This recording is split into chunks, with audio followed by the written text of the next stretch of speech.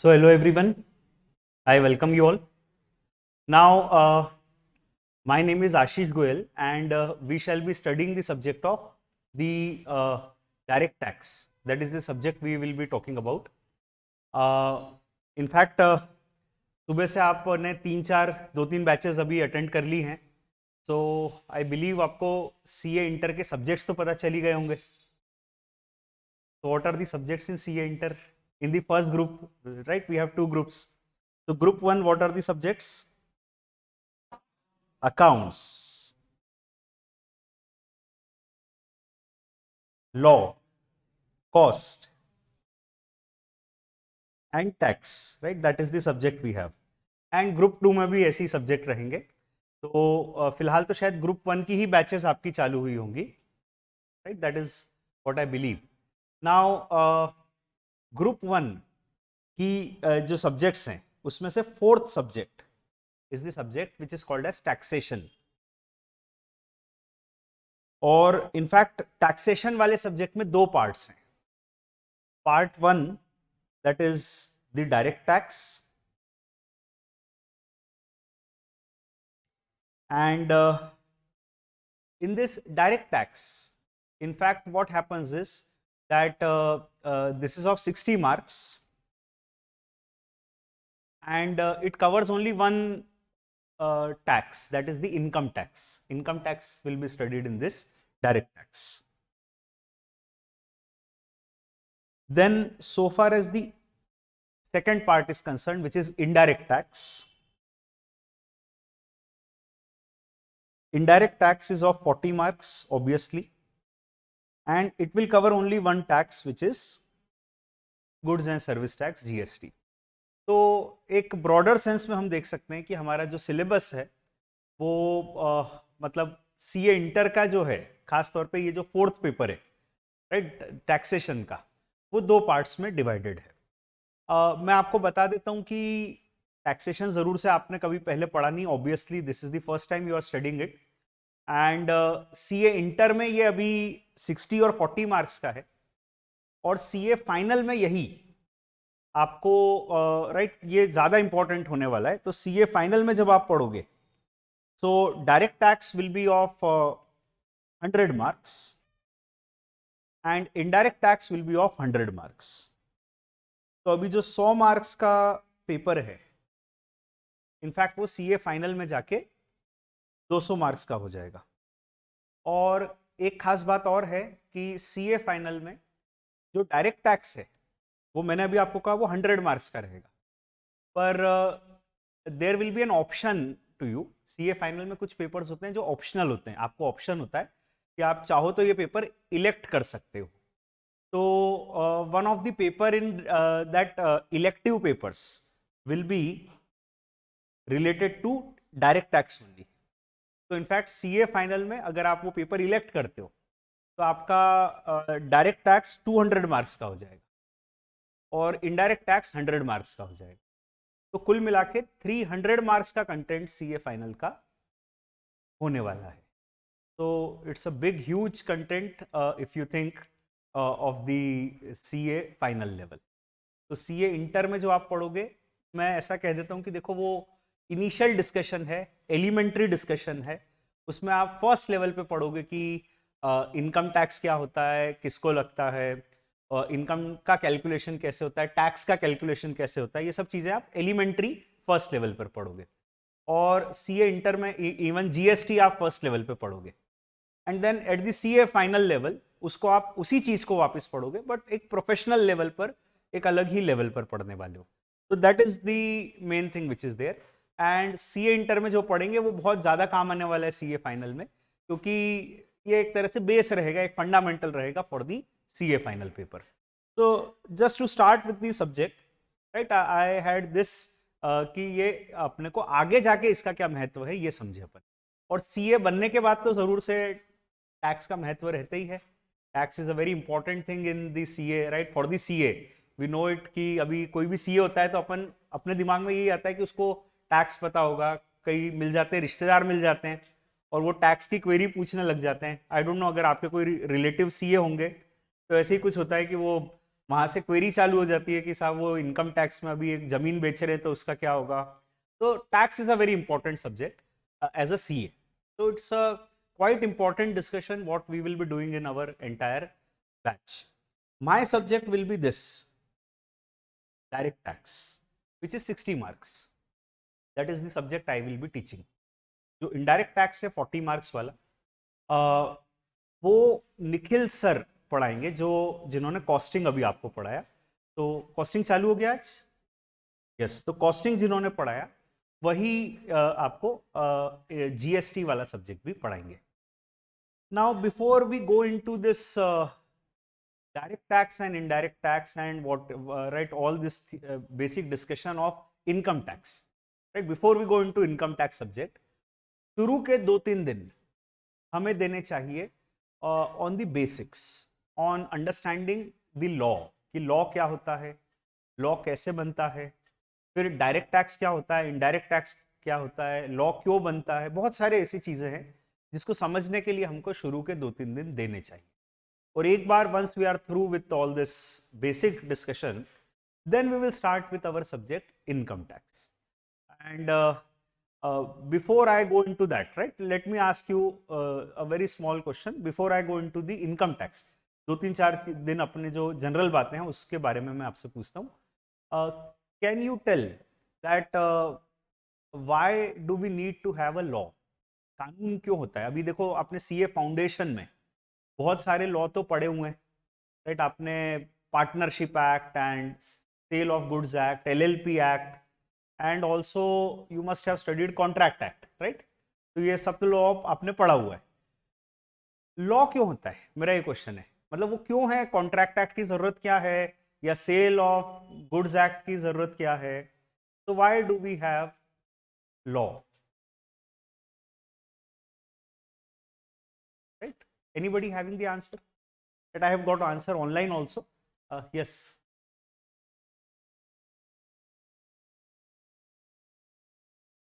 Yes. I appreciate you have said कि sir law नहीं होगा तो लोग कैसे रहेंगे अभी, क्योंकि क्या होता है कि हर व्यक्ति अपने हिसाब से सोचता है। किसी ने सोचा कार अपने को सीधे आगे चलाना चाहिए, किसी ने सोचा नहीं कार तो उल्टी चलानी चाहिए, क्योंकि अपने को तो वैसे ही समझ आता है। किसी ने कहा लेफ्ट हैंड साइड पे चलानी चाहिए, किसी ने कहा राइट हैंड साइड पर चलानी चाहिए। तो we need to have law so that we need to have a proper system. हर चीज का अपने पास एक स्टैंडर्ड आंसर होना चाहिए कि कार कैसे चलाना है, या ट्रैफिक रूल्स क्या फॉलो करने हैं, या क्या गुनाह होता है क्या गुनाह नहीं होता है, किसकी सजा होनी चाहिए, कितनी सजा होनी चाहिए।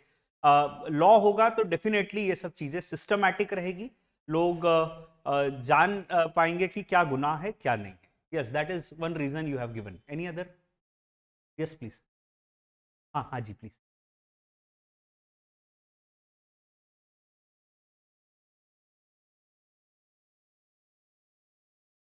Okay, the law is something which you can say it affects the people. That is what you are saying? Okay, it is used to regulate everything. तो लॉ के जरिए हम चीजों को रेगुलेट कर सकते हैं, जैसा सब पे प्रभाव डाल सकती है, तो सबकी लाइफ को कहीं ना कहीं इन्फ्लुएंस कर सकती है। तो that is why need to have we have the law. और कुछ लोगों ने कहा यहाँ पर कि we need to law, we need the law to protect us, to manage us, right? काफी हद तक एक जैसा आंसर है। ये पता करने के लिए कि गुनाह क्या है, ठीक है? इनफैक्ट उससे it acts as a deterrent, right? एक डेटरेंट शब्द होता है जिसका मतलब होता है रोक। अगर मुझे पता है कि यह करना गलत है, नो पार्किंग में कार खड़ी करना गलत है, तो मैं वो नहीं करूंगा। तो ये एक प्रतिबंध जैसा एक्ट करता है, it acts as a deterrent. इसलिए लॉ जरूरी है, ताकि लोग जान सकें कि ये गलत है, और अगर हम ऐसा करेंगे तो उसकी सजा हो सकती है। तो इसलिए भी लॉ जरूरी है। हाँ जी। डिसीजन मेकिंग के लिए, राइट? डिसीजन हम ले सकें, या जैसे कॉन्ट्रैक्ट एक्ट है तो कॉन्ट्रैक्ट की बारे में हम डिसीजन ले सकें कि कौन सा कॉन्ट्रैक्ट सही है, कौन सा। It can be a basis for any decision, right? So बहुत सारी बातें आपने बताई, हमको ये तो क्लियरिटी कहीं ना कहीं है कि लॉ होना चाहिए। That is what I can tell, कि ये कहीं ना कहीं क्लैरिटी है कि लॉ तो कुछ सिस्टम तो होना चाहिए, नहीं तो चीजें कैसे होगी। जैसा कि शुरू में आपने कहा था कि हर चीज के लिए एक आंसर होना चाहिए, तो डिसिप्लिन होना चाहिए, that is something most of you said. अगर लॉ नहीं होगा तो जंगल राज जैसा हो जाएगा, हर व्यक्ति अपने हिसाब से काम करेगा, किसी को कुछ पता नहीं है क्या करना है क्या नहीं करना है, तो कोई चीज का डिसिप्लिन नहीं होगा। इसीलिए ये हम सबके मन में क्लियरिटी है कि लॉ तो होना चाहिए, there is no problem at all. अब लॉ तो होना चाहिए, हर चीज का एक कानून होना चाहिए, otherwise it will be jungle raj, that is what we said. अब लॉ जो होता है वो दुनिया भर को अगर हम कहें तो दुनिया भर के देशों को लॉ के आधार पर दो तरीके से डिवाइड किया जाता है। आई डोंट नो आपने लॉ तो पढ़ा है सीए फाउंडेशन में, पर this aspect whether you have studied और नॉट, दुनिया भर के देशों को लॉ के आधार पर दो तरीके से बांटा जाता है। There are certain countries in the world which are called as civil law countries, and there are certain countries in the world which are called as common law countries. Have you studied this in CA Foundation? What are civil law countries? What are common law countries? No, not studied. तो मैं बतला देता हूँ। Civil law countries वो होती हैं जहां पर एक रिटन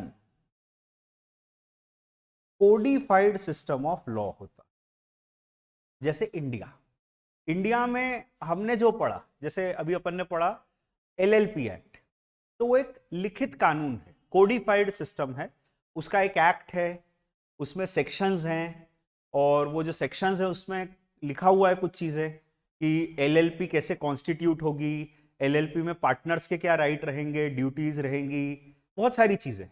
तो वहां पर एक written codified system of law है। They are basically the civil law countries.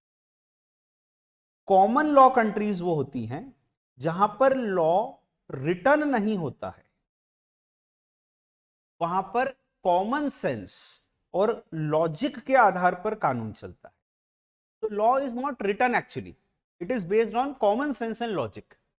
They are basically called as common law countries, right. जैसे कि हमने कह दिया कि कोई भी व्यक्ति को कोई प्रॉब्लम है तो वो जाएगा वहाँ की कोर्ट में, या वहाँ पे राजा हैं, राजा का सिस्टम है अभी, और राजा के दरबार में जाएगा, और राजा के दरबार में जाके राजा से रिक्वेस्ट करेगा कि देखो ये प्रॉब्लम हो गया, और दोनों पक्षों को सुनते हुए राजा न्याय करेंगे, जो पुराने समय में चले आता था।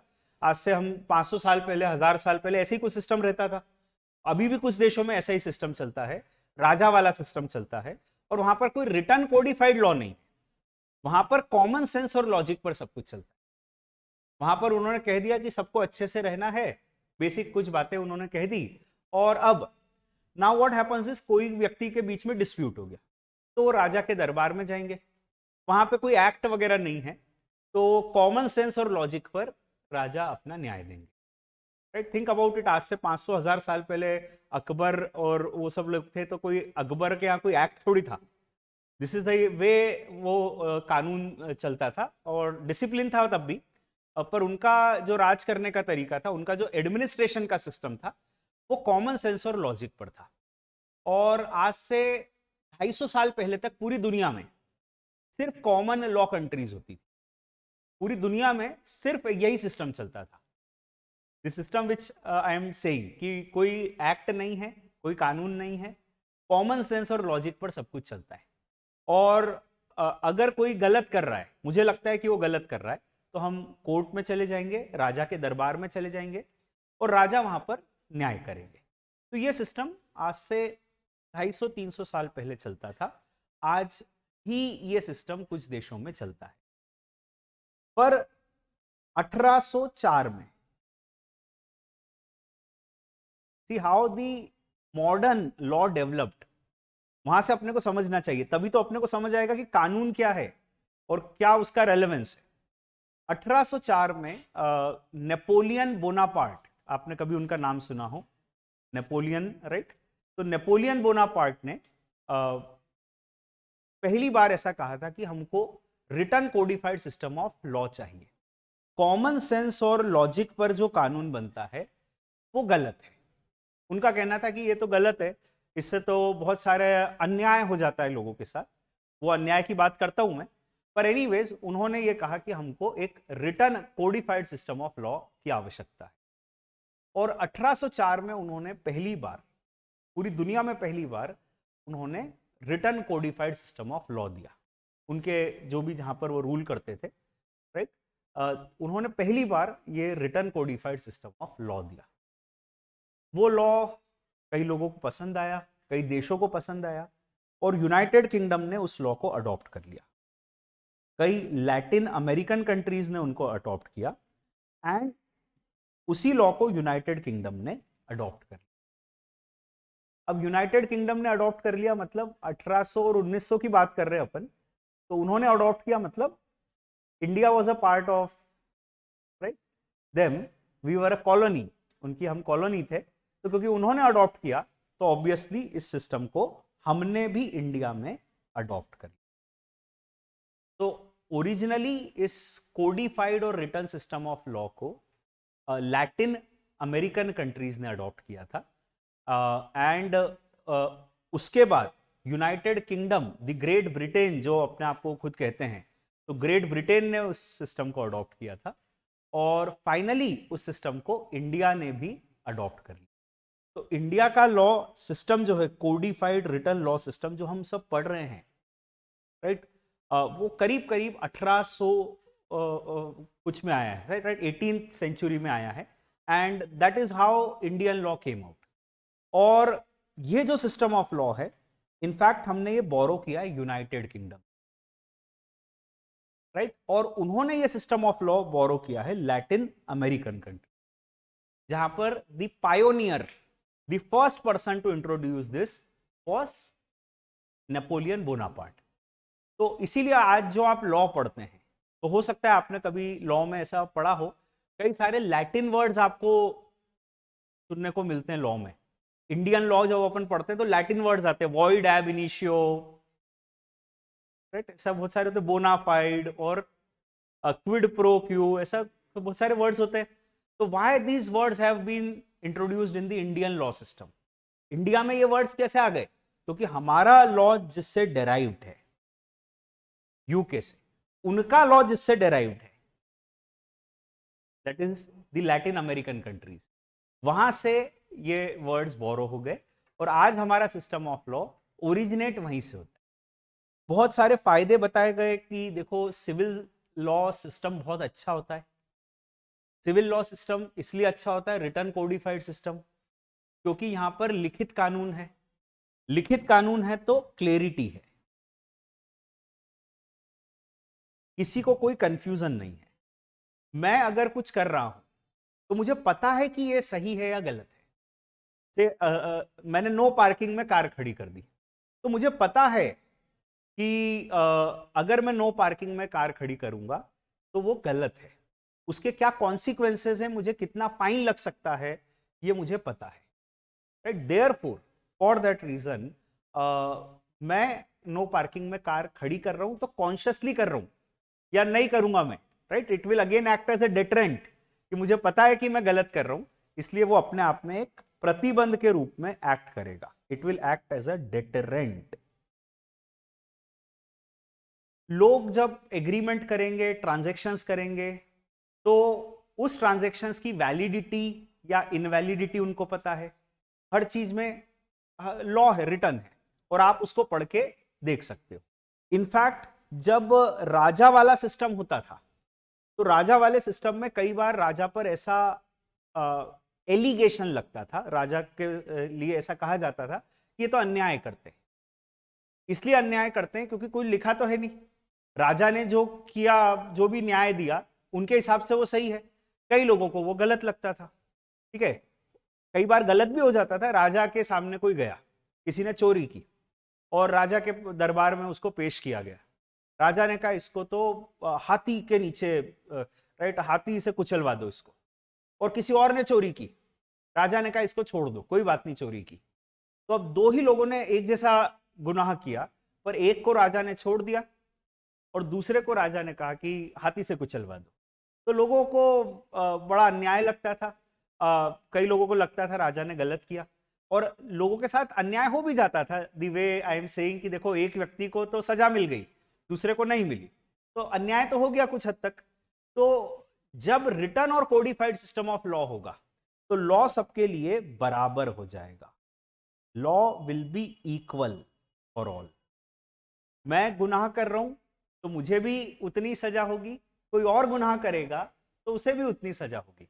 तो जस्टिस दिखने लगेगा, कानून में जस्टिस और न्याय दिखने लगेगा।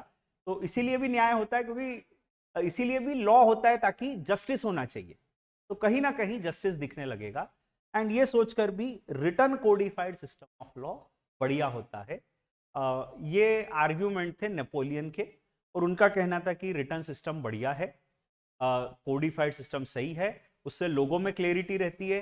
गुनाह करने से पहले आदमी 10 बार सोचेगा, और उसको पता है कि जो मैं कर रहा हूं वो गुनाह है, और सबके साथ न्याय होगा। Law will be equal for all. इसलिए कई देशों ने codified and written system of law adopt कर लिया, including India. Right, we have adopted a codified written system of law.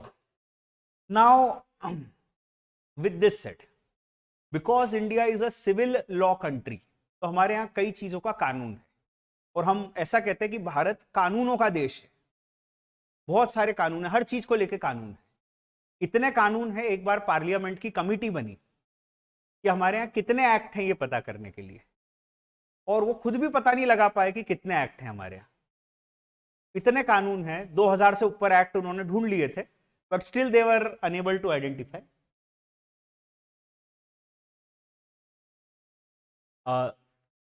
I'll just pause for a minute, and with me is CA Inter All India rank 50, right? So we need to have a big round of applause for him. And both group clear, CA Inter both group इसी room में बैठे हुए हैं। कौन सी batch थी? Prithvi batch, Prithvi batch, right? तो best wishes to both of you, congratulations, best wishes रख लेता हूँ। तो कैसे आपने किया, क्या किया, थोड़ा सा बताओ। 2 मिनट, ऑनलाइन भी हमारे साथ बहुत सारे मित्र हैं, तो 2 मिनट आप बताइए कैसे, क्या मार्क्स रहे आपके? टोटल 618। और दोस्त आपके क्या मार्क्स रहे? 571। तो ह्यूमंगस मार्क्स रहे, बहुत हैवी मार्क्स रहे। तो आप दोनों को बहुत शुभकामनाएं। थोड़ा सा आप गाइड करें सबको कि कैसे आपने किया। Yes please.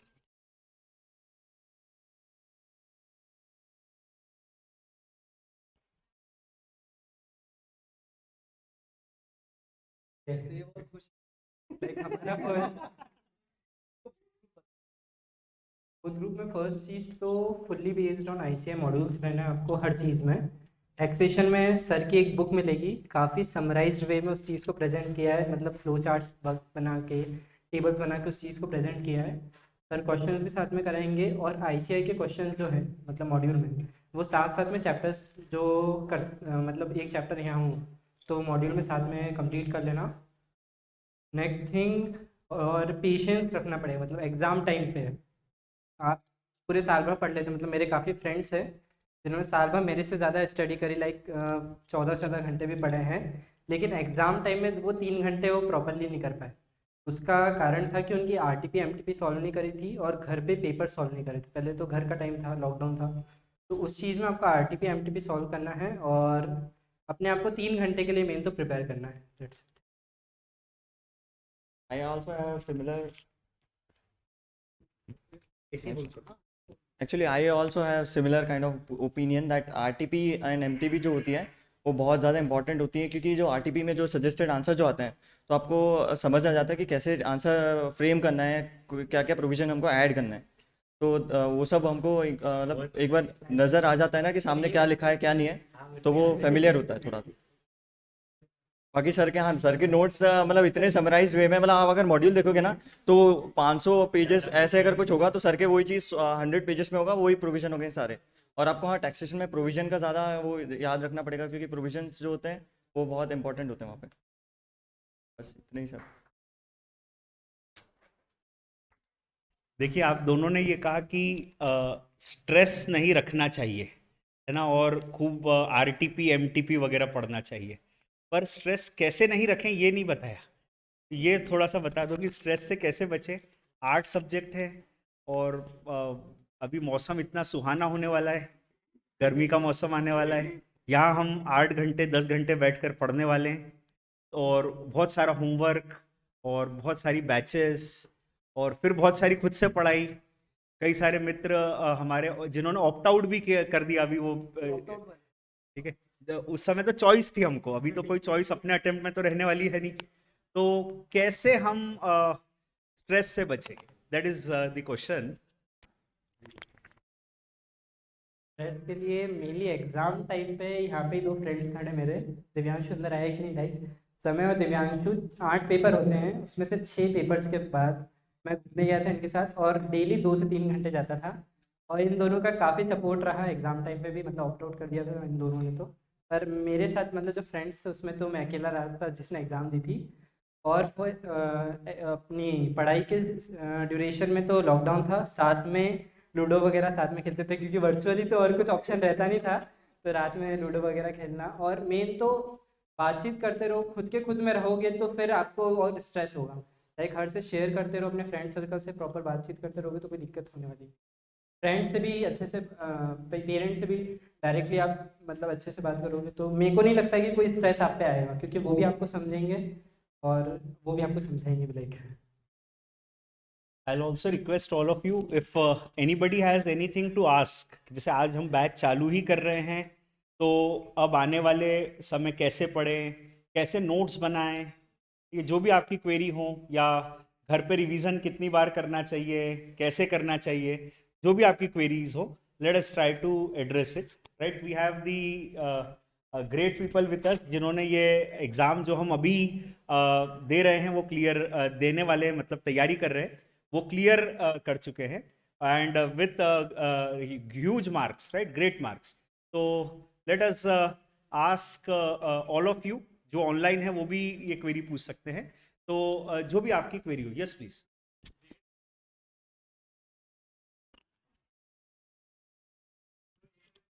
यही क्वेरी।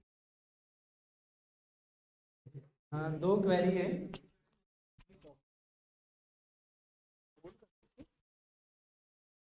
ओके, जो 1.5 दिन के लिए पूछा ना आपने, तो फर्स्ट ऑफ ऑल आप अपने साथ में अभी हैंड रिटन नोट्स अपने बनाते चलो। जो थ्योरी सब्जेक्ट्स हैं उसमें तो हाइलाइटर काम है बस, बाकी तो मैं खुद के ऐसे नोट्स बनाता नहीं था। जो समय है वो साथ में लिखते जाता था, मतलब उसको हैंड रिटन प्रैक्टिस चाहिए रहती थी कि याद हो। किसी किसी को रहता है कि एक बार में चढ़ जाता है कि बस पढ़ा और दिमाग में घुस जाता है, किसी किसी को लिख के देखना रहता है, वो अपनी अपनी कैपेबिलिटी पे डिपेंड करता है। तो वो लिख के देखता था शॉर्ट में, और रोड नोट्स बनाता था अपने खुद के, और मैं हाइलाइटर यूज़ करता था। और जो प्रैक्टिकल सब्जेक्ट्स उसमें सर भी आपको ये रिकमेंड करेंगे कि सपोज एक क्वेश्चन है, उसमें जो ब्रीफ चीज़ है और जो अलग चीज़ है जो हर क्वेश्चन से डिफरेंट है, उसको एक लास्ट पेज में कॉपी में आप नोट डाउन कर लो, और लास्ट दिन सिर्फ उस चीज़ को देखो। मतलब हर क्वेश्चन को फुल फुल सॉल्व कर नहीं पाओगे, तो जो मेन मेन पॉइंट है हर एक क्वेश्चन में, लाइक एक एक ट्रीटमेंट चेंज होता है, अगर सिंगल लीटरी में देखो तो एक एक ट्रीटमेंट चेंज होगा। तो वो जो मेन पॉइंट्स है उनको एक लास्ट पेज में आप हर दिन नोट करते जाओ, या फिर मैं जो करता था, जो अपनी कॉपी रहती थी ऊपर की जो स्पेस खाली रहती है, वहाँ पर उस पेज में कुछ अगर नया पॉइंट आया है तो वहीं की वहीं लिख देता था। तो ये चीज़ आपको हेल्प करेगी। शेड्यूल क्या रहता था? लाइक मैंने तो लॉकडाउन में पढ़ा है, तो दोपहर में तो घर में सब हलचल रहती थी, तो मैं दोपहर में सोता था और रात भर पढ़ता था। और मेरा टाइमिंग रहता था मतलब रात को 10 बजे से सुबह के 6-7 बजे तक, मतलब पूरा उल्टा टाइमिंग रहा था मेरा तो। क्योंकि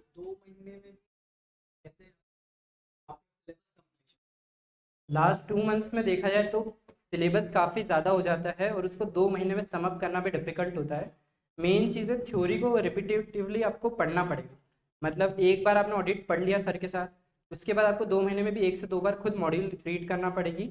और जितने बार आप रीड करते जाओगे उतनी बार आपको उसका क्लैरिटी बढ़ती जाएगी। लाइक और फटाफट होता जाएगा, जैसे पहले आपको एक चैप्टर पढ़ने में 1.5 घंटा लगता है, 1 घंटा, और फिर तो मतलब लास्ट में मेरी जो हालत थी कि ऑडिट के फर्स्ट 5 चैप्टर्स आधे आधे घंटे में एक एक चैप्टर निपट जाता था, क्योंकि सब हाईलाइटेड मेन पॉइंट्स थे, सिर्फ उस चीज़ को पढ़ना था, तो इजीली कोई दिक्कत होती नहीं थी।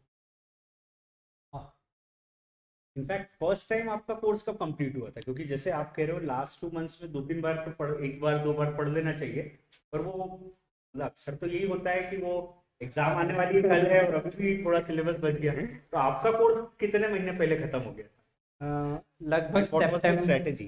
सितंबर 5 तक हमारा, सितंबर 5 तक हमारा, हाँ हाँ आईटी सिर्फ बचा था, ईआईएस मतलब ईआईएस बचा था, बाकी सब तो पहले ही खत्म हो गया था। ग्रुप 1 तो ऑलमोस्ट अगस्त एंड तक खत्म हो गया था हमारा। हाँ ठीक है, जुलाई कुछ एक आधी बचा मुझे याद है, मतलब लाइक हाँ जुलाई या फिर 15 अगस्त तक पूरा खत्म हो गया था हमारा ग्रुप 1। और ग्रुप 2 में सिर्फ ईआईएस और ऑडिट बचा था, जो भी सितंबर 5 तक खत्म हो गया था। मेन चीज़ हमको 20 दिन पोस्टपोन हो गई थी एग्जाम, तो उसमें हमको काफ़ी फ़ायदा मिला थ्योरी सब्जेक्ट्स में, कि उसको वापस से एक बार हम पढ़ सके और फिर अच्छे मार्क्स स्कोर कर पाए सब कुछ। आपकी क्या स्ट्रेटेजी थी? सर मेरा शेड्यूल जो होता है वो मॉर्निंग वाला होता है, मतलब मैं सच वो संयम वाला पैटर्न फॉलो नहीं कर पाता। सो मेरा होता था कि मैं सुबह 5:30 से शाम को 10:30 तक रहता था, जो मैं 2-2 घंटे के चंक बनाता था, जो बोलते हैं ना एक ब्रेक टाइप। तो हर पहला 2 घंटा हुआ, फिर आधा घंटा का ब्रेक हो गया, देन 2 घंटे का हुआ, तो ऐसे करके मेरा 12 आवर्स ऑफ आउटपुट हो जाता था पूरे मतलब लॉकडाउन के टाइम पे। और लास्ट 2 मंथ्स में वही था कि रिवीजन जो होता है उसको आपको मतलब समराइज, मतलब जैसे अपन फर्स्ट रीडिंग करते हैं तो वो तो हमको नॉलेज गेन करनी है, तो उसमें आप कट मतलब शॉर्ट पे ज़्यादा सोच नहीं सकते। बट आप सेकंड बार तब करते हो रिवीजन, तो आपको ऐसा स्ट्रैटेजी बनानी होगी कि हम उसको समराइज और समराइज करते जाएं, ताकि वो लास्ट में आप एग्जाम टाइम जैसे आप बोल रहे थे वो 1.5 days बचेगा तब, तो आपको वही चीज़ पढ़ोगे तो आपको सही रहेगा, क्योंकि वापस से वो प्लेन पूरा बुक को पढ़ नहीं सकते, तो आपको कहीं ना कहीं छोटा सा लिखना पड़ेगा, तो समरी बनाना बहुत ज़रूरी है। Oh sorry.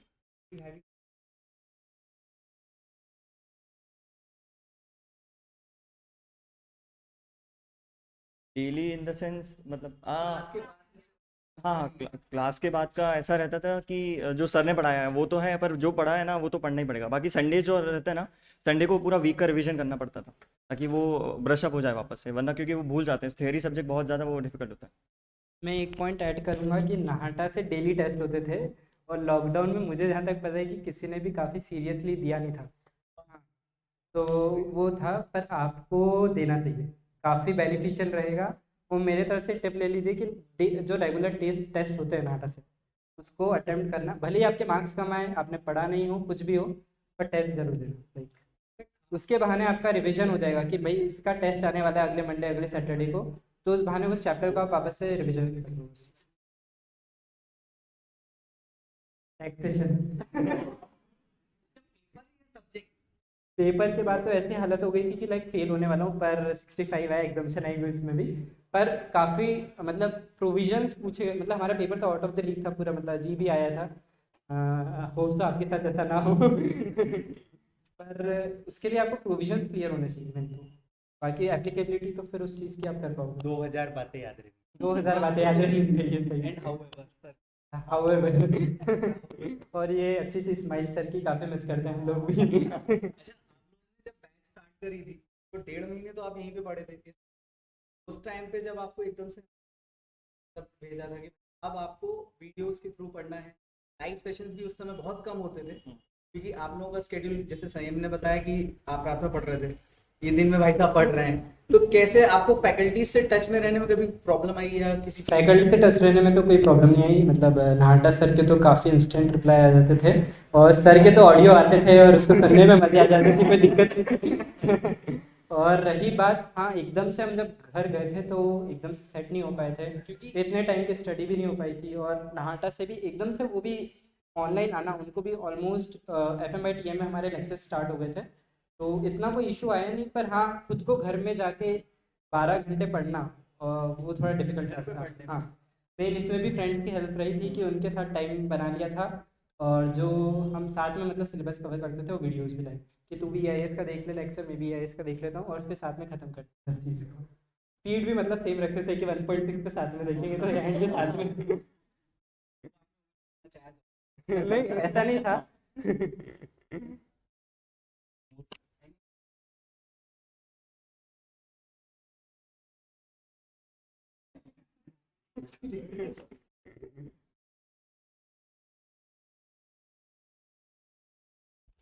तो I wish both of you and all of you great future. बहुत शुभकामनाएं आप दोनों को, आप सभी को।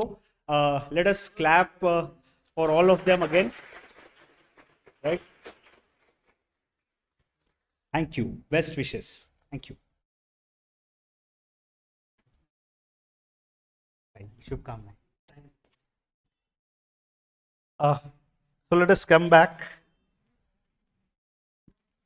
Now, in fact, I was just talking about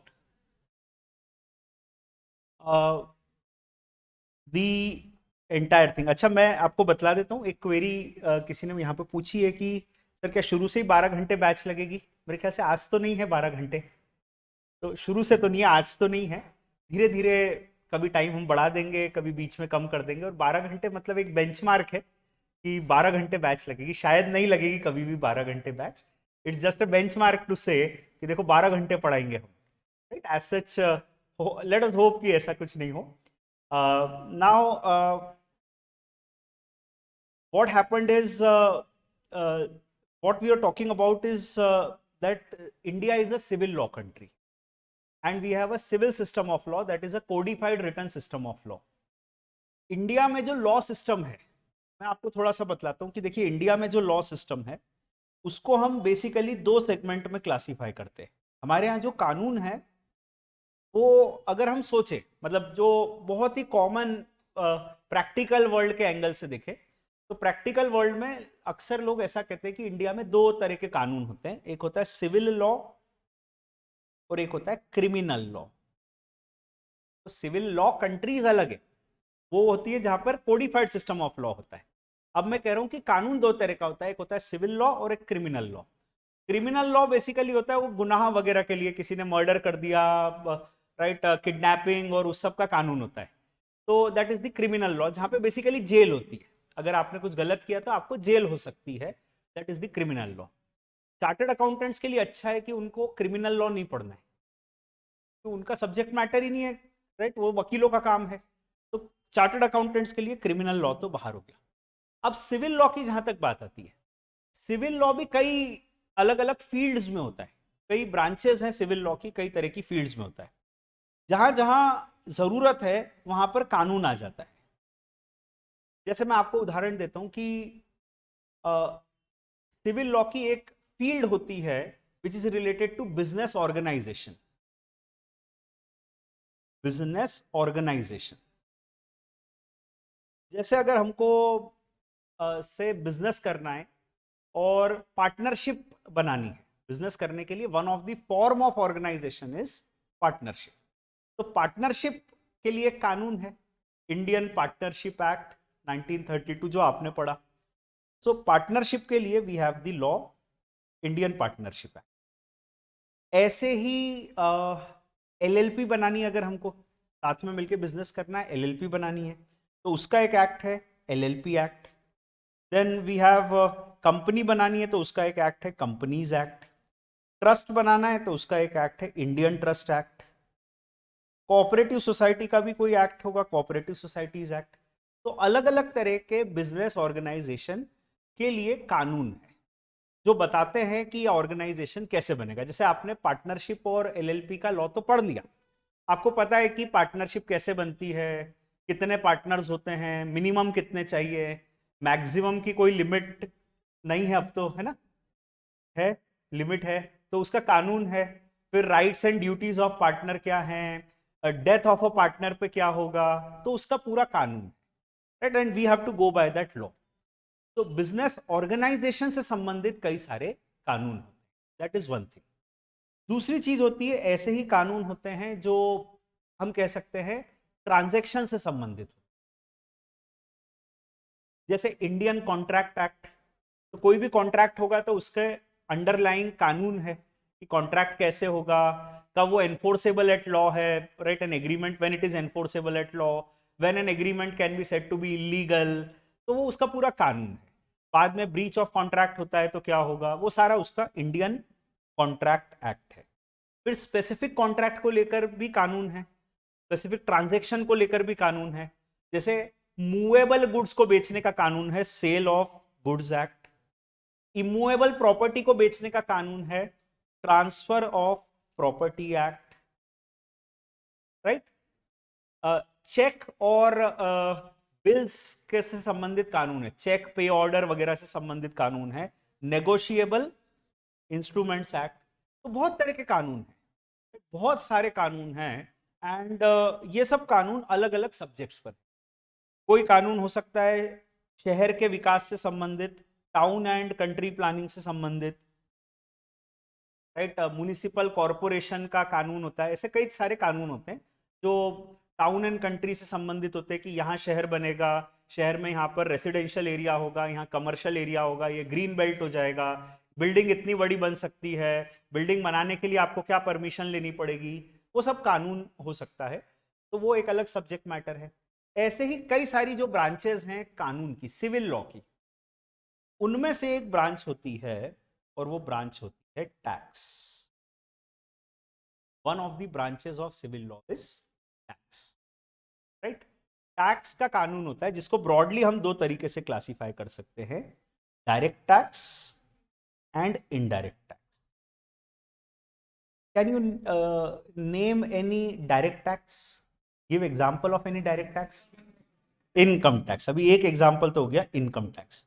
और ये तो मैंने ही बताया अभी आज जैसा, क्योंकि वो शुरू में मैंने कहा कि डायरेक्ट टैक्स है 60 मार्क्स का और उसमें इनकम टैक्स भी है, तो इनकम टैक्स है। और कोई?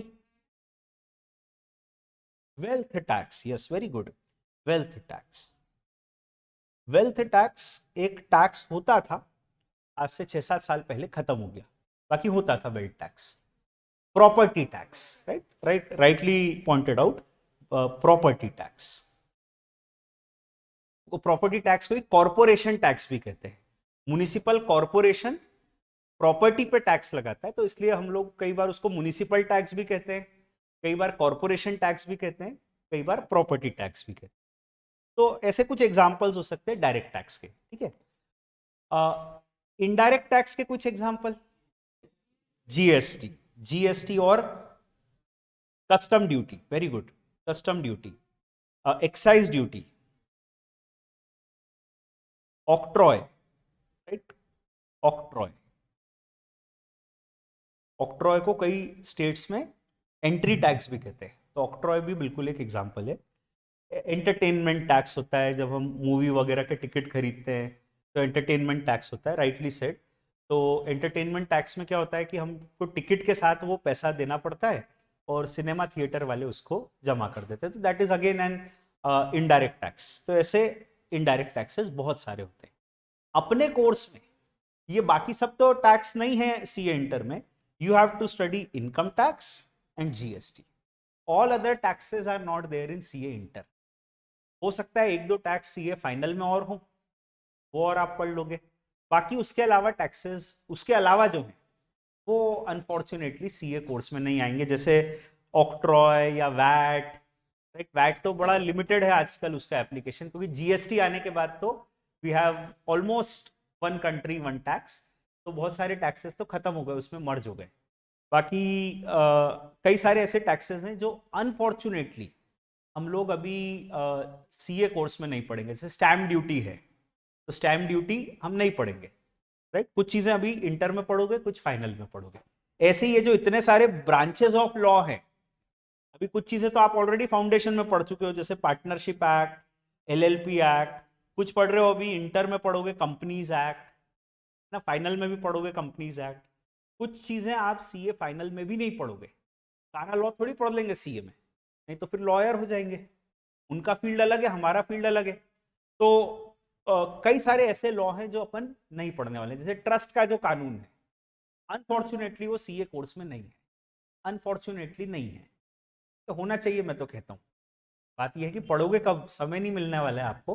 बाकी ट्रस्ट का, कोऑपरेटिव सोसाइटीज का लॉ, कई सारे ऐसे लॉ हैं, transfer of property act, these all you will not study in CA. Anyways जो हम पढ़ेंगे वो भी बहुत, राइट, बहुत सारा होने वाला है। अब हमने ये कहा कि टैक्स का कानून होता है, written codified system of law है, क्योंकि इंडिया में तो we have a civil law system, codified system of law होता है। तो टैक्स का कानून होता है, और टैक्स दो तरह का होता है, direct tax and indirect tax. तो अब मुझे ये पूछना चाहिए कि टैक्स होता क्यों है, why do we have taxes? Tax का कानून तो होता है, and we have a written and codified system of taxes. पर होते क्यों डायरेक्ट और इनडायरेक्ट टैक्स, मतलब टैक्स ही क्यों होता है, जरूरत क्या है टैक्स की? यस यस प्लीज, हाँ yes, equitable distribution of wealth के लिए एक आपका ये आंसर है। वैसे कई सारे लोग, अधिकतर लोग कुछ दूसरे ही आंसर दे रहे थे, पर आपका आंसर है इक्विटी के लिए। इक्विटी का मतलब होता है न्याय, अमीरों से पैसा लो और गरीबों के बेनिफिट के लिए यूज करो। तो ये टैक्स का एक बहुत इंपॉर्टेंट ऑब्जेक्टिव है, दैट इज अमीरों से पैसा लेकर गरीबों के लिए यूज करो। हम लोग कई बार ऐसे सुनते हैं कि अमीरों पर टैक्स लगता है, और वो टैक्स का सरकार क्या करती है, उससे गरीबों को घर बनाती है, उनके लिए जो भी उनको बेसिक फैसिलिटीज है वो प्रोवाइड करने में यूज में लेती है। तो we have tax for equity, Hindi में इक्विटी को हम कह सकते हैं न्याय। इक्वालिटी एक अलग शब्द होता है, इक्वालिटी होता है कि सबको बराबर मानने के लिए, पर बराबर वाली बात नहीं कर रहे हैं हम कह रहे हैं कि इक्विटी होना चाहिए, न्याय होना चाहिए। गरीबों के साथ न्याय तभी होगा जब उनको जो नेचुरली उनके पास कमी है वो फुलफिल की जा सके। उनके पास पैसे नहीं है, उनके पास मकान नहीं है, तो सरकार उनको वो अपॉर्चुनिटी दे सके ताकि वो भी ग्रो कर सके। तो इसीलिए टैक्स होता है, दैट इज इट। और कोई objective of tax? That most of you had a different answer. Okay, so we have taxes because government can use this money to run the country, right? We have taxes because tax is required to run the country. सरकार के पास पैसा कहां से आएगा, नहीं तो उनको देश चलाना है, और देश चलाने के लिए बहुत सारा पैसा चाहिए। देश चलाने के लिए कई बार आपको विदेश भी जाना पड़ता है, विदेश जाने के लिए प्लेन चाहिए, प्लेन में पेट्रोल चाहिए। तो हमारे प्रधानमंत्री जी के प्लेन में पेट्रोल कहाँ से आएगा? टैक्स हम भरते हैं, उससे ही वो पेट्रोल आता है, उसी से वो विदेश जाते हैं, और विदेश जाकर हमारे लिए बहुत अच्छी अच्छी चीज़ें वो कई चीज़ें कर कर आते हैं, एग्रीमेंट्स कर कर आते हैं जो हमारे देश के लिए अच्छे हैं। तो we have taxes because taxes are required to run the country. Infrastructure development की जरूरत है, सड़कों की जरूरत है, सरकार सड़क कैसे बनाएगी, डैम्स कैसे बनाएगी, राइट? सरकार इतने सारे लोगों को एम्प्लॉय करती है, 50 लाख लोगों को गवर्नमेंट जॉब दिया हुआ है उन्होंने, उनकी सैलरी कहाँ से आएगी? तो ये सब चीजें करने के लिए government needs a lot of money, and government gets this money from taxes, right? तो taxes are required to run the country. Taxes is the life blood of the economy, it is the life blood of the economy, right? That is the answer. देश चलाने के लिए tax चाहिए। चलो और कोई reason? Yes, taxes are required for reforms. What type of reforms? Okay, very good, you have a very good answer. Taxes are required to do reforms. ये बात थोड़ी सी टेक्निकल है, इसको समझना। अभी क्या होता है कि सरकार देश में सब चीजों को एक जैसा नहीं देखती है, कई चीजों को सरकार एक प्रायोरिटी एंगल से देखती है। हमारे देश के लिए से हमने कह दिया कि पावर जनरेशन एक प्रायोरिटी है, इलेक्ट्रिसिटी एक प्रायोरिटी है, क्योंकि इलेक्ट्रिसिटी बहुत असेंशियल है। इलेक्ट्रिसिटी का कंजम्पशन नेसेसिटी एक तरीके से, उसके बिना सर्वाइवल ही मुश्किल है आज के समय। इंडस्ट्रीज चलानी है तो भी इलेक्ट्रिसिटी चाहिए, घर में भी इलेक्ट्रिसिटी चाहिए, तो इलेक्ट्रिसिटी तो एक नेसेसिटी है। एंड अब सरकार चाहती है कि पावर जनरेशन को प्रमोट करे। जो कंपनीज पावर जनरेशन का काम करती है वो बहुत अच्छी होती है, उनको प्रमोट करना चाहिए। तो कैसे प्रमोट करेगी सरकार? तो उन्होंने ये कह दिया कि हम सबसे इनकम टैक्स लेंगे, पर जो पावर जनरेशन का काम कर रहा है उससे इनकम टैक्स नहीं लेंगे। इससे क्या होगा कि थिंक अबाउट इट, कोई इंडस्ट्रियलिस्ट है, टाटा है, अंबानी है, उनके पास बहुत पैसा है और उनको इंडस्ट्री सेटअप करनी रहती है, क्योंकि इतना पैसा है, उनको नए बिजनेस हमेशा प्लान करने रहते हैं। तो वो क्या करते हैं, वो देखते हैं कि हमको कोई भी बिजनेस करेंगे तो उसमें से 30% तो इनकम टैक्स लग जाएगा, जो भी प्रॉफिट कमाएंगे उस पर इनकम टैक्स लग जाएगा। पर पावर जनरेशन एक ऐसा बिजनेस है जिसमें पूरा प्रॉफिट अपना है, उसमें अपने को 30% नहीं देना पड़ेगा। तो गिवन अ चॉइस, उनको चॉइस है कि क्या बिजनेस करें, तो उनको समझ आ गया कि पावर जनरेशन बढ़िया बिजनेस है क्योंकि यहां पर इनकम टैक्स नहीं लगता है, तो पूरा प्रॉफिट अपने को मिलेगा। अब देश के रिसोर्सेस कहीं ना कहीं पावर जनरेशन बिजनेस में लग जाएंगे क्योंकि उस पर सरकार ने एनकरेजमेंट दिया, टैक्स फ्री कर दिया उसको, एग्रीकल्चर टैक्स फ्री है। तो कई लोग ये सोच सकते हैं कि बढ़िया, ये तो इनकम टैक्स लगता ही नहीं है, अपन सीए कर लो और जॉब करेंगे तो मान लो 15 लाख रुपए कमाए, 15 लाख रुपए में से 4 लाख तो सरकार ले जाएगी, क्या मतलब है अपनी मेहनत का, 4 लाख उन्होंने रख लिए जबकि मेहनत तो अपन कर रहे हैं। तो अपन ने सोचा इससे तो बढ़िया किसानी कर लो, सीए कोर्स छोड़ो, ऐसा मतलब करना मत, मैं तो एग्जांपल ले रहा हूँ, सीए कोर्स छोड़ो और एग्रीकल्चर कर लो, क्योंकि जो भी अपन कमाएंगे, मेहनत तो वहां भी है, तो वहां जो भी कमाएंगे उस पर पूरा अपना है, because there is no income tax. some people may plan that way, somewhere some people may plan that way, and by that planning the resources of the economy are deployed towards that sector। तो government reforms के लिए tax लगाती है। उनका ये कहना है कि हम इसलिए टैक्स लाए कि हम एनकरेज कर पाए, सबको टैक्स ले रहे हैं हम, पर आपको छोड़ देंगे अगर आप ऐसा कुछ काम कर रहे हो जो देश का प्रायोरिटी है, अगर आप इंफ्रास्ट्रक्चर डेवलप कर रहे हो, अगर आप पावर जनरेशन का काम कर रहे हो, अगर आप मैन्युफैक्चर को एनकरेज कर रहे हो। अभी हमारा स्लोगन है मेक इन इंडिया, तो हम कह रहे हैं कि सबको इनकम टैक्स लगेगा, पर जो मैन्युफैक्चर कर रहा है उसको इनकम टैक्स कम लगेगा, आधा ही लगेगा। तो अपन ने कहा सही है, मैन्युफैक्चर करने पे देखो कितना इंसेंटिव है, तो अपन भी कुछ मैन्युफैक्चरिंग का काम चालू कर देते। तो इस तरीके से लोग बिजनेस कर सकते हैं। And one of the reason we have taxes is to encourage the people, right. I appreciate your answer. तो ये कुछ रीजंस हैं, we have taxes, why, because अमीरों से पैसा लेकर गरीबों के लिए यूज किया जा सके। We have taxes because tax are required to run the country, and we have taxes because tax are required to encourage certain industry, to encourage certain people to give reforms. तो अभी tax इसलिए होते हैं, अपने को पता है कि इंडिया में तो टैक्स है, इंडिया में टैक्स है, और इसीलिए है क्योंकि देश चलाने के लिए पैसे चाहिए, बहुत पैसे चाहिए अपने को। भारत की सरकार को इनकम टैक्स से करीब करीब 15 लाख करोड़ रुपए मिलते हैं इनकम टैक्स से, और जीएसटी से भी करीब करीब 15 लाख करोड़ मिलते हैं। 30 लाख करोड़ रुपए भारत की सरकार को मिल जाते हैं। 30 लाख करोड़, ह्यूज अमाउंट, ये भारत की सरकार को मिलते हैं टैक्स से। क्योंकि ये पैसा सरकार कहाँ यूज करती है, ऑब्वियसली देश चलाने के लिए यूज करती है।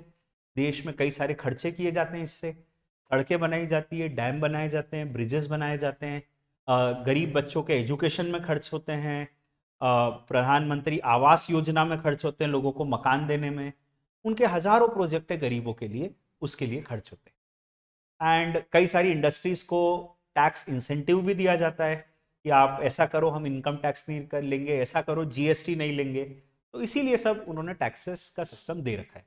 इंडिया में तो टैक्सेस हैं, और दुनिया में करीबन 194 कंट्रीज है, और हम ये कह सकते हैं कि अधिकतर देशों में टैक्स होता है।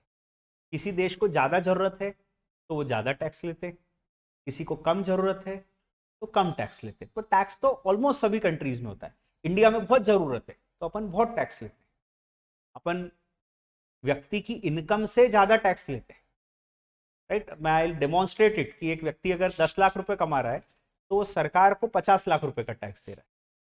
ये मैं डेमोन्स्ट्रेट करूंगा सारे टैक्स मिलाकर, वो कैसे होगा मैं बताऊंगा बाद में।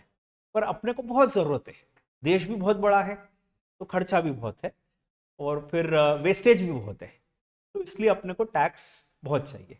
पर दुनिया के कई सारे ऐसे देश हैं, दुनिया के कई सारे ऐसे देश हैं जो टैक्स नहीं लेते हैं, उनको कहा जाता है टैक्स हेवन। वो एक तरीके से स्वर्ग है, टैक्स के स्वर्ग है। I don't know if you have heard of any tax haven, वहां पे टैक्स ही नहीं लगता है। सुना है ऐसा कोई देश की जहाँ इनकम टैक्स नहीं लगता? Yes please. Switzerland, Switzerland is a country जहां पर टैक्स नहीं लगता है। Dubai, Dubai is a very popular example. Dubai में इनकम टैक्स नहीं है, ये दुबई में टैक्स नहीं लगता है। और ऐसे 40 देश है करीब करीब जहां पर टैक्स नहीं लगता है, they are called as tax havens, right. वहाँ बहुत अच्छा होता है, वहाँ के स्टूडेंट्स जो सीए करते हैं उनको सीए इंटर में 100 नंबर का पेपर कम हो जाता है, और सीए फाइनल में तो 300 नंबर का पेपर कम हो जाता है, राइट, क्योंकि इतना सब पढ़ना नहीं पड़ता ना, टैक्स ही नहीं है, तो उनको मजा आ गया, ये सब नहीं पढ़ना पड़ता है उनको, ठीक है। तो हालांकि वो ये पेपर नहीं होते होंगे तो कुछ और ले लेते होंगे, वो एग्जाम लेने वाले छोड़ते थोड़ी हैं, उन्होंने कहा चलो 4 नए सब्जेक्ट अपन डाल दो, कुछ टैक्स नहीं और कुछ सब्जेक्ट डाल दो, but whatever it is, दुनिया के कई सारे ऐसे देश हैं जो टैक्स हेवंस हैं, Switzerland, Mauritius, Hong Kong, UAE, right, they are just examples of them. Middle East countries जो होती है, ऑयल कंट्रीज, अक्सर वो टैक्स हेवन होती है अक्सर, तो वहाँ के जो भी आप एग्जाम्पल लोगे, कुवैत है जैसे, तो वहाँ पे टैक्स नहीं होता। दुबई भी अपन ने एग्जाम्पल लिया, Dubai has introduced VAT very recently, 2-3 years back 5% they have introduced, उसके पहले वैट भी नहीं होता था। अभी क्या हुआ, दुबई की इकोनॉमी सिंकिंग, आपने सुना है कि नहीं पता नहीं, दुबई में बहुत बुरी हालत हो गई थी इकोनॉमी में, और ऑयल पे उनका डिपेंडेंस भी उन्होंने कम कर दिया, इसलिए कि अपन इकोनॉमिक्स में चले गए, बट हाँ उन्होंने आज से 2-3 साल पहले वैट इंट्रोड्यूस किया है। बाकी अब अपन ये कह सकते हैं कि इनकम टैक्स तो अभी भी नहीं है वहाँ पर, they are tax haven to some extent, right, to some extent. तो now why do countries become tax haven? That is the question which I should ask. ठीक है, अभी तो we are out of time right now, तो हम ये question कल पूछ लेंगे, सोचना आप गूगल भी कर लेना, why do countries become tax haven, and we will talk about more things. आने वाले 2-3-4 दिन हम बेसिक्स बात करेंगे, and then we will start with our core subject income tax, right? Thank you very much. Anybody having query here? If you have any query, let us talk. No queries? Sir, then those country, yes, please. Sir, then those countries, how do they operate? See, उनको tax पे dependence नहीं है for running the country, वो अपना देश दूसरे resources से चलाते हैं, जैसे ऑयल है तो ऑयल के जरिए वो अपना टैक्स चलाते हैं, तो राइट, जैसे अभी मैंने कहा ना कि बहुत सारी मिडिल ईस्ट कंट्रीज जो हैं वहां पर टैक्सेस नहीं होते हैं, तो अधिकतर देशों में सरप्लस है, क्योंकि ऑयल बेच के वो बहुत पैसा कमा लेते हैं। That can be one very prominent reason why they don't have taxes.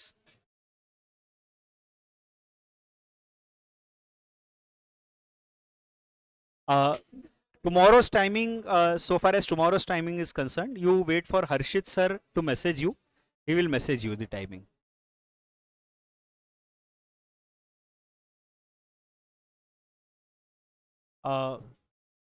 Sir GST सिर्फ इतना मिलता है कि सारे टैक्सेस से नहीं, 15 लाख करोड़ करीबन आपको इनडायरेक्ट टैक्स से मिलता है, और 15 लाख करोड़ करीबन डायरेक्ट टैक्स से मिलता है, ऐसा होता है, तो 30 लाख करोड़ का टैक्स कलेक्शन होता है।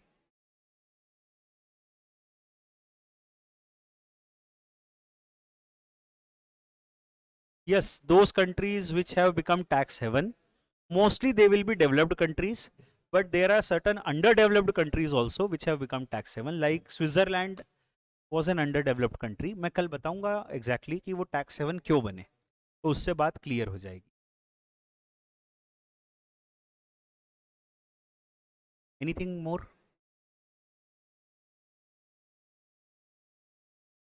Every year the same tax collection नहीं, हर साल सरकार की कोशिश रहती है कि बड़ा कर ज़्यादा से ज़्यादा टैक्स कलेक्ट करे, तो मैं जो अभी ये 15 लाख करोड़ वगैरह बात कर रहा हूँ, ये करंट ईयर से मिलता जुलता है, और उसमें भी 1-8 लाख करोड़ ऊपर नीचे हो जाएगा, ठीक है, एग्जैक्ट फिगर नहीं बता रहा हूँ मैं, बट हाँ it is more so related to current year, right? That's it. Thank you very much. All the best to all of you. Thank you.